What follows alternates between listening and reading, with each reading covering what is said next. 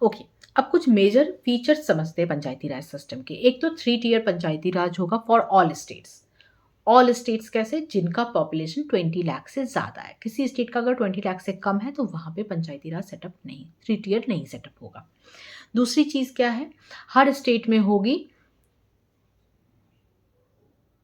जो उस स्टेट का एक्ट है उसके तहत होगा, ठीक है। तीसरी चीज़ क्या है? हर 5 साल में ये इलेक्शन होना ज़रूरी है पंचायत का। ये नहीं है कि पंचायत इलेक्शन कभी भी हो रहा है, इरेगुलर नहीं है, फिक्स टर्म है 5 ईयर्स। और जो रिजर्वेशन सीट्स है वो SC ST और वुमेन के लिए नॉट लेस देन 1/3, जो मैंने वुमेन की बात की थी, वो होना ज़रूरी है।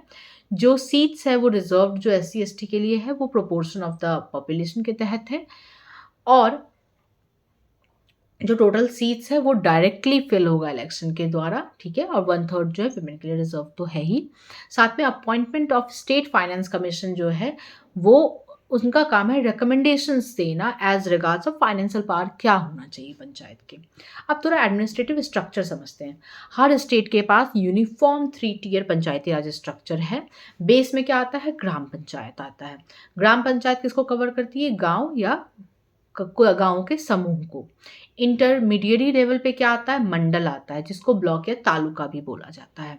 ये बॉडीज जो होती है वो मंडल या तालुका पंचायत कहलाती है। इंटरमीडिएट लेवल छोटे राज्यों में होना ज़रूरी नहीं है। एपेक्स लेवल पे अगर हम बात करें तो जिला पंचायत होती है। जिला पंचायत जो होती है वो कवर करती है पूरे रूरल एरिया डिस्ट्रिक्ट का जितना भी है, ठीक है। जैसे बेगूसराय जिले का जितना भी रूरल एरिया है वो जिला पंचायत कहलाएगी। अमेंडमेंट जो होता है उसमें ये भी प्रोविज़न था कि मैंडेटरी क्रिएशन होना ही चाहिए ग्राम सभा का। ये बार बार मैं रिपीट कर रही हूँ। ग्राम सभा में सारे एडल्ट मेंबर्स होने चाहिए जो रजिस्टर्ड होने चाहिए as a voter in that same panchayat area, ठीक है। ये होना बहुत ज़रूरी है। और इनका रोल और फंक्शन कौन डिसाइड करता है? ये स्टेट लेजिस्लेचर डिसाइड करता है। अब इलेक्शंस पे आते हैं। सारे जो तीनों लेवल ऑफ पंचायती राज होते हैं ये इलेक्ट होते हैं लोगों के द्वारा। ये 5 साल के लिए बनते हैं। अगर मान लीजिए स्टेट गवर्नमेंट 5 साल से पहले किसी पंचायत को डिसॉल्व कर देती है किन्हीं कारणों से, तो पंचायत का जो इलेक्शन है वो 6 महीने के अंदर अंदर होना ज़रूरी है। और इसका ये मतलब नहीं है कि जो नेक्स्ट जो बॉडी आएगी वो 5 साल अगले 5 साल रहेगी, नहीं।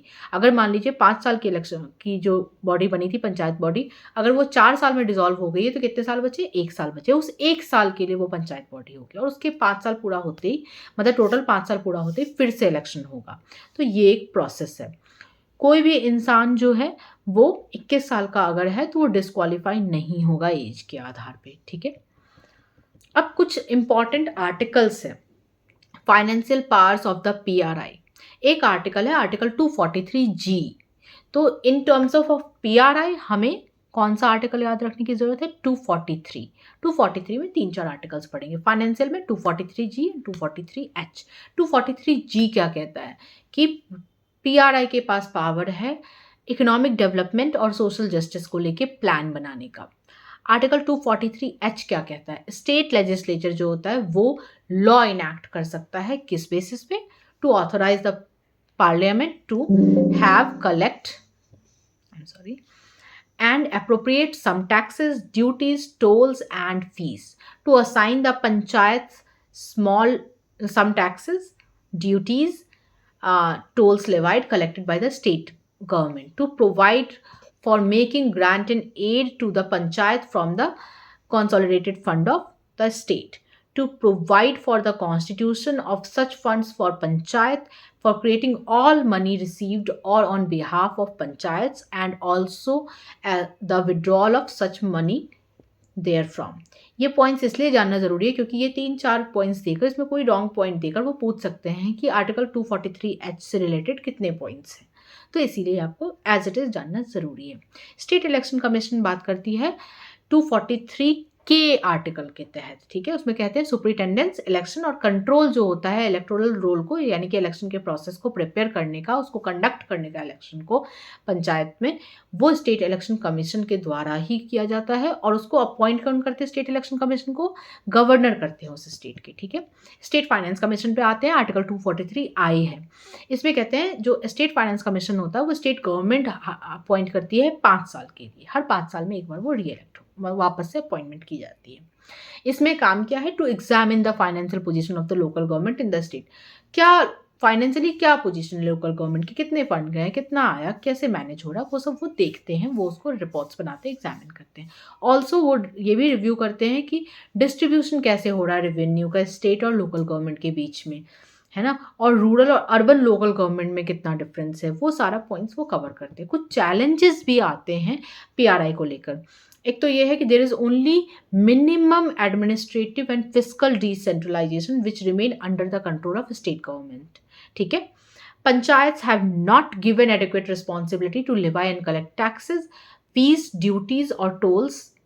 ठीक है, पहले हमने क्या पढ़ा था, स्टेट दे सकती है, फिक्स नहीं है, अभी एडिक्वेट रिस्पॉन्सिबिलिटी नहीं है इस चीज़ में। Panchayat should have granted appropriate powers to generate their own resources. अभी तक कोई फिक्स्ड जनरेट मतलब कोई ग्रांट उनको नहीं हुआ है, कोई ऐसा राइट जिसके तहत वो अपना रिसोर्स खुद जनरेट कर सके। Recommendations of state finance commission have been either accepted partially or implemented half heartedly. मतलब ऐसा कुछ फिक्स नहीं है कि उन्होंने रिकमेंड किया है उनके रिसर्च के बेसिस पे, it should be implemented completely. Power given to the state election commission vary from state to state बहुत डिफर करता है। ठीक है, ग्राम सभा हैव नॉट बीन एम्पावर्ड। हमने ये तो कह दिया क्रिएट कर दो, बट अब एम्पावरमेंट के लिए क्या प्रोसेस है उसके ऊपर वर्क नहीं हुआ है, उसको स्ट्रेंथन नहीं किया गया टू इंश्योर कि लोगों का पार्टिसिपेशन कितना है, उसको प्रॉपरली मॉनिटर नहीं किया जा पा रहा है। तो ये एक प्रॉब्लम है, उसमें ट्रांसपेरेंसी भी नहीं दिख रही है, क्या कितने लोग आ रहे हैं, जैसे वो सिग्नेचर कर रहे हैं तो क्या उन्होंने सच में आए हैं या एक दिन में कर दिया, इस तरह के काफ़ी मुद्दे बीच बीच में न्यूज़ में भी आता रहता, आपने सुना होगा। Constitution doesn't stipulate any size of panchayats, either in terms of population or in area. In most state, panchayat don't have the power to recruit their staff and determine their salary, allowance and other conditions of the services. सब कुछ state legislature के द्वारा decide होता है, तो उनके हाथ में कोई खास पावर नहीं है। Due to the lack of financial resources, the power to recruit staff, even if such power exists, remains grossly underutilized or not utilized at all. अगर मान लीजिए आपको पावर दे भी जाए लेकिन आपके पास फंड ही नहीं है लोगों को हायर करने का, तो आप नहीं कर सकते हो, right. Under various state Panchayati Raj act, the respective state government और their nominated functionaries command considerable power with regard to review और and revision of action taken by the PRIs. तो काफ़ी हद तक पावर डिसेंट्रलाइज करने के बाद भी स्टेट के हाथ में है, क्योंकि काफ़ी चीज़ें सिर्फ रिकमेंडेशन लेवल पे है, वो अभी तक इनैक्टमेंट में, इम्प्लीमेंटेशन में बहुत ज़्यादा स्ट्रांगली नहीं आ पाया, या उतने ऑन पेपर जैसे लिखा है वो ऑब्जेक्टिवली नहीं फुलफिल हो रहा है। ठीक है, तो ये मेजर कुछ चीज़ें हैं। उसके बाद पंचायत को एक्सटेंड किया गया था शेड्यूल एरियाज़ में एक्ट 1996 के तहत। ठीक है, एक और इम्पॉर्टेंट फैक्ट पार्ट ये है,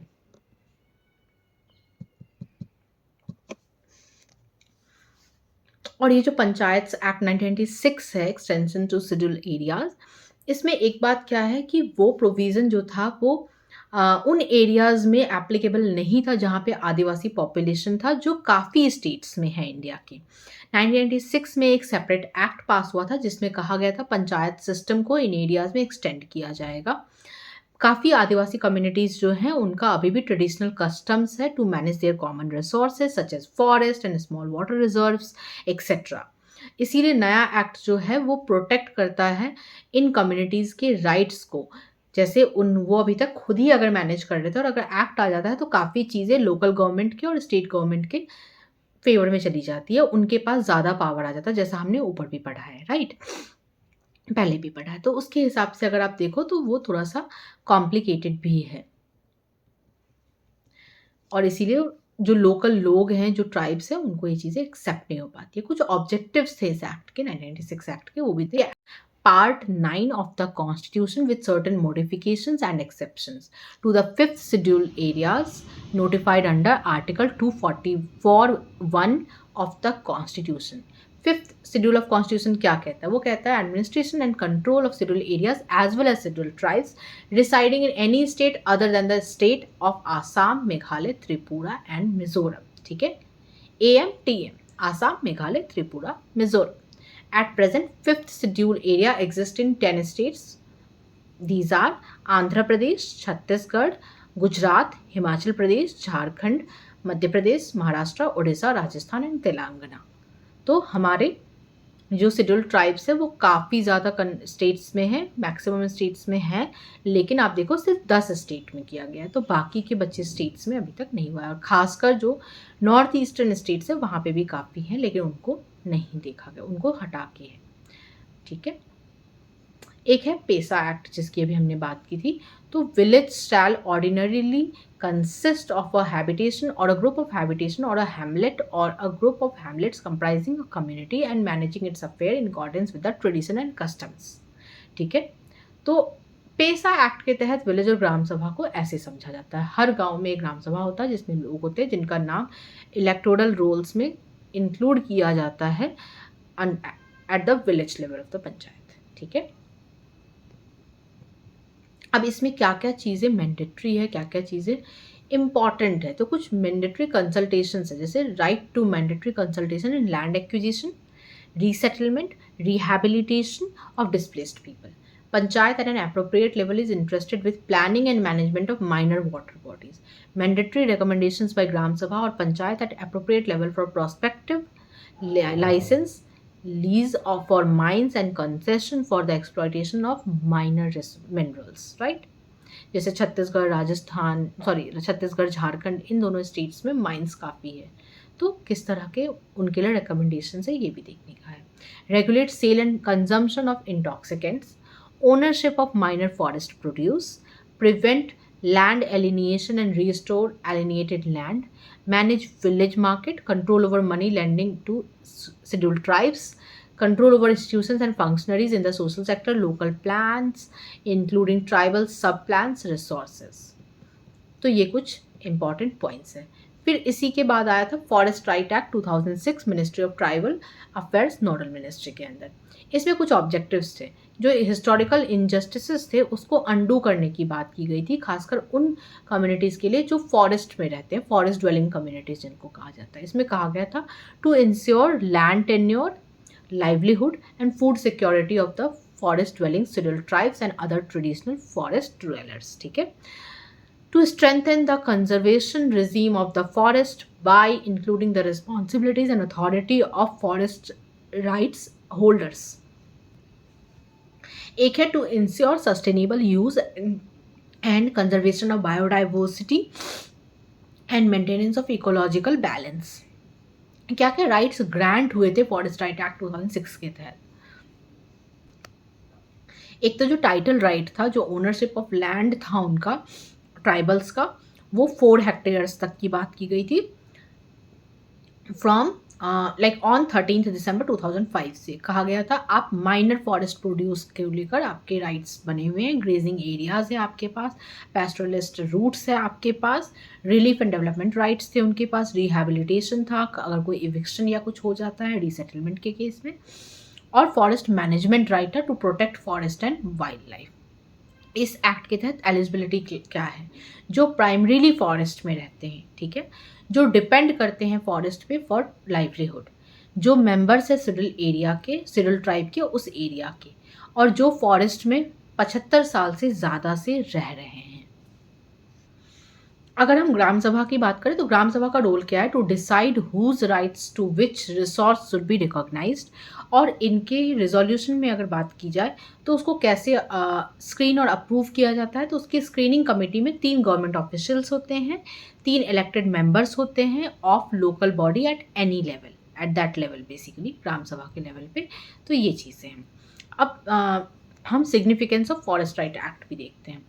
तो जो पहली बार ऐसा हुआ था कि फॉरेस्ट राइट्स एक्ट को रिकॉग्नाइज किया गया था और सिक्योर किया गया था, इसको कम्युनिटी राइट या right over common property resource के तौर पे भी देखा जाता है, in addition to their individual rights in and over disputed land, rights of settlement and conversion of all forest villages, old habitation, unsurveyed villages and other villages in forest into revenue villages, right to protect, regenerate or conserve or manage any community forest resource which the community have been traditionally protecting and conserving for sustainable use, right to intellectual property, traditional knowledge related to biodiversity and cultural diversity, right to displaced community, right over developmental activities। ठीक है, urban local bodies के बारे में भी थोड़ा समझ लेते हैं। तो जो अर्बन लोकल गवर्नेंस जो हुआ था इंडिया में शुरू हुआ था मद्रास म्युनिसिपल कॉर्पोरेशन 1687 से, ठीक है। बाद में कुछ और सिमिलर कॉर्पोरेशंस आए थे कलकत्ता में भी और बॉम्बे म्युनिसिपल कॉर्पोरेशन 1726 में। 1882 में लॉर्ड रिपन ने जो वाइसराय थे उस टाइम के इंडिया के, उन्होंने एक रेजोल्यूशन पास किया था लोकल सेल्फ गवर्नमेंट को लेकर, जो इसमें हमने बात की थी democratic form of municipal governance in India होना चाहिए। इंडियन इंडिपेंडेंस में न्यू एरा आया था लोकल गवर्नेंस का। कॉन्स्टिट्यूशन ऑफ इंडिया ने अलॉट किया था लोकल सेल्फ गवर्नमेंट को स्टेट लिस्ट ऑफ कॉन्स्टिट्यूशन में फंक्शंस में, राइट। 1953 में यूपी गवर्नमेंट ने डिसीजन लिया था कि वो म्यूनिसिपल कॉर्पोरेशन को 5 बिग सिटीज़ में सेटअप करेंगे, जो है कानपुर, आगरा, वाराणसी, इलाहाबाद एंड लखनऊ, जिसको कवल टाउन्स भी कहा जाता है। कानपुर का से KAVAL। तो अगर पूछा जाए what are the KAVAL towns, आप क्या बताओगे? कानपुर, आगरा, वाराणसी, इलाहाबाद एंड लखनऊ। 1985 में सेंट्रल गवर्नमेंट ने अपॉइंट किया था नेशनल कमीशन ऑन अर्बनाइजेशन, जिसकी रिपोर्ट दी गई थी 1988 में, 3 साल बाद। Finally it was a constitution 74th Amendment Act 1992 that gave constitutional status to the urban local governance body as well, ठीक है। अब अगर अर्बन लेवल पे देखें तो वहाँ पे भी 3 टियर सिस्टम था। एक नगर पंचायत थी जिसको हम टाउन काउंसिल बोलते हैं ट्रांजिशनल एरियाज़ में, दूसरी म्यूनिसिपल काउंसिल है जिसको हम स्मॉलर एरियाज़ में देखते हैं, और एक होता है म्यूनिसिपल कॉर्पोरेशन जिसको लार्जर अर्बन एरिया में देखते हैं। उसका टर्म पीरियड क्या है? Same 5 years. Independent state election commission होती है जो इनके इलेक्शन के टाइम पे इंडिपेंडेंटली चीज़ें कंडक्ट करती है, सुपरिटेंडेंस करती है और कंट्रोल करती है म्यूनिसिपल इलेक्शंस को, ठीक है। सीट्स जो है यहाँ पे भी रिजर्व्ड है SC/ST in proportion with the population of that municipal area.